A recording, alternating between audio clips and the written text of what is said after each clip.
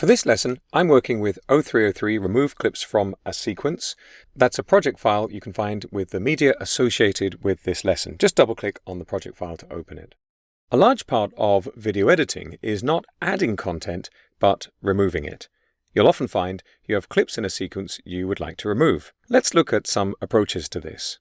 I've got a simple sequence with 4 or 5 clips in it, and if I select this second clip, kids rolling a tire, and hit the delete key, Premiere Pro leaves a gap. And that might be what I want to do because I've decided I don't want that shot, but I do want to put something else in there and I don't want to move anything around. I'll just fill in the gap later on. I'm just going to undo that by pressing Control+Z. That's Command+Z on macOS.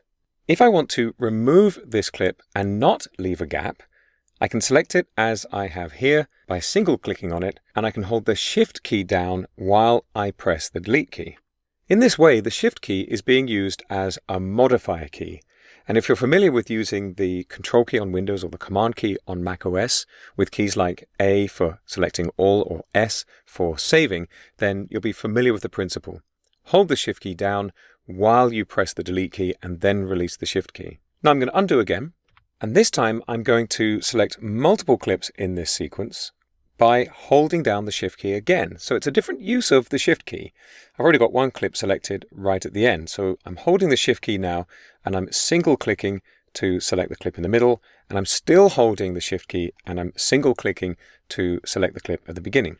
Remember, selection is really important in Premiere Pro. So whatever you have selected is what you're working on. In this case, my work is to delete the clips. So I'm pressing the Delete key and those 3 clips have gone.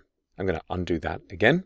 And this time I'm going to go to the Track Select Forward tool and I'll click again here on the kids rolling a tire clip and I'll press Delete again. Now I've got a bit of a problem because the Track Select Forward tool actually selects everything on every track from this point forward. So I'm just going to undo, and this time I'm going to hold the Shift key again to change the way the Track Select Forward tool works. Now I've got a single arrow. You can just see there without the Shift key I have 2, with it I have 1. And now if I click, I'm just getting the clips on this track and I can delete them. But you'll notice that even with the Shift key held down to change the way the Track Select Forward tool works, I'm still getting the audio for these clips. And those audio clip segments are separate. However, they were recorded with the original media, they were imported into Premiere Pro as part of the same media file, and Premiere Pro knows that. So when you select one part of the clip, the other part is selected as well. And this functionality is actually controlled by a little option at the top of the timeline right here. This is the linked selection mode. If I turn this option off, and now I'm holding the Shift key again, so I'm just choosing one track at a time. Now if I click, I'm just getting the video clips from this point forward on just the video 1 track. And if I turn linked selection back on, again, with the Shift key held down, I'm getting the audio too. So now I can press the Delete key, and I've removed those clips and made room for some alternatives.